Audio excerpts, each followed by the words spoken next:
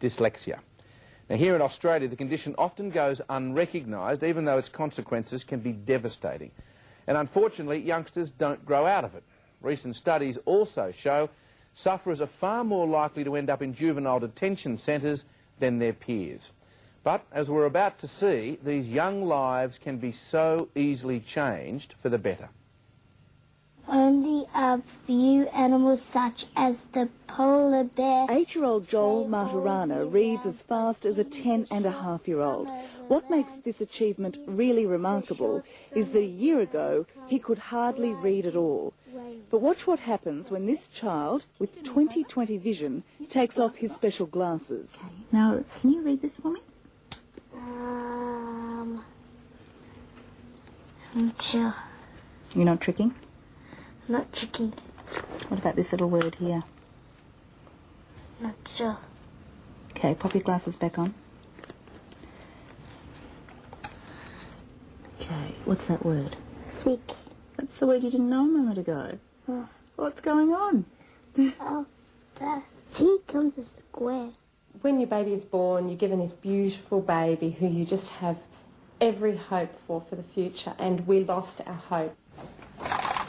It's a difficult admission for any parent to make, to believe one's own child is incapable of learning.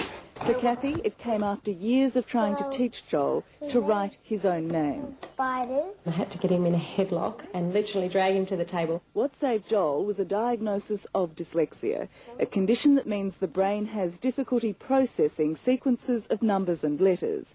His pink glasses, known as Erlen lenses, somehow help the brain unscramble what's on the page. Well, before that, with my glasses, I was behind. Now I feel really ahead. It's hard to believe Joel is the same child. He's just topped his class in a half-year spelling test, and his teachers believe he may be a gifted student. It's like being given a new baby again. That's how the joy we feel, that we just hold this child now and we just can look forward to whatever he wants, he chooses to do. I didn't think there was anything wrong. I just thought I wasn't really smart. Like Joel, 11-year-old Emily Spencer stumbled through school, unable to read a book on her own. But her mother, Lissa, never gave up searching why her daughter was failing, not thriving. It led them here to the Erlen Centre at Sydney University and a diagnosis of dyslexia. I was quite sceptical when I came because I thought, how could coloured lenses actually help? But once I saw the testing, I was quite amazed that I could see the improvement straight away in Emily's reading. Because I just thought it was normal that the words blurred, and then when I came here and tried on all the different lenses, I realised how much better it can be. I can just read really easily now. Okay. Why is it better? Joel and Emily are lucky for two reasons. Firstly, their type of dyslexia can be helped by coloured lenses. It's not the solution for everyone. Secondly, but perhaps more significantly, that their dyslexia was recognised at all. Seppi's father was a coachmaker. Is dyslexia a dirty word in Australia? Yes, mostly it is. Dr. Paul Whiting, an education professor at Sydney University, specialises in specific learning difficulties. He says many dyslexics go unrecognised, often placed in remedial reading classes with more work, but no key to unlock what they're reading. Teachers aren't trained to spot it, and many experts refuse to call it what it is. I feel very sad when I see these young lives going to waste because we haven't addressed their basic problem. And we could do it if we had the will to do it.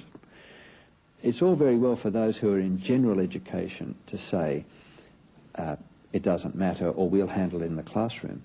But people like me see all the ones who are not handled in the classroom. And that's the thing that makes me very sad. I have actually gone to a clinical psychologist and said my son is dyslexic, and he said to me, oh, we don't even use that word in Australia anymore. And I thought, how ridiculous is that? Because we couldn't address the problem if we don't label it. If children are missing out because of fear of a word, then that's very sad. I think we should be thinking of the children first. The experience in the United Kingdom is quite different. Not only do they recognise the word here, but they also use it quite often. Public and private colleges like this one have been set up solely to care for and educate children with severe dyslexia. For many of those children, until their enrolment in a place like this, their lives have been pretty miserable. The type of child we take at 11 may typically have a reading age of 5.5 or 6. In other words, effectively be a non-reader. Steve Chin runs the impressive Mark College, a boarding school for 80 boys in picturesque Somerset, 2 hours out of London. Would you consider it cruel that a teenager has the reading age of a young child? Yeah.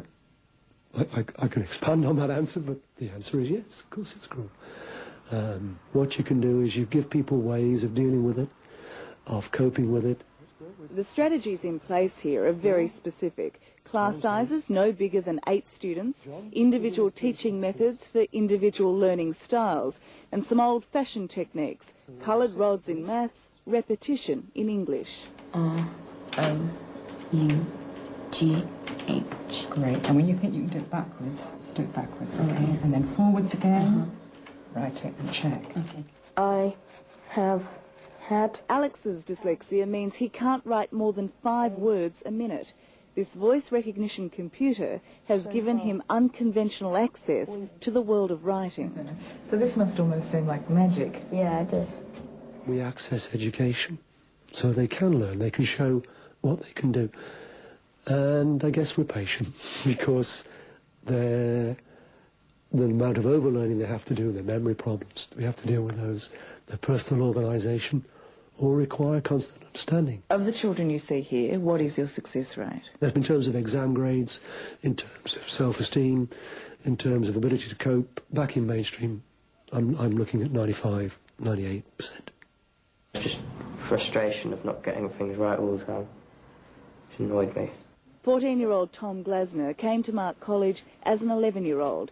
His father, Peter, felt the frustration his son lived. He couldn't tell the time, he couldn't tell the day of the week, he couldn't tell you, he couldn't do the alphabet, couldn't do any of those things at the age of 11.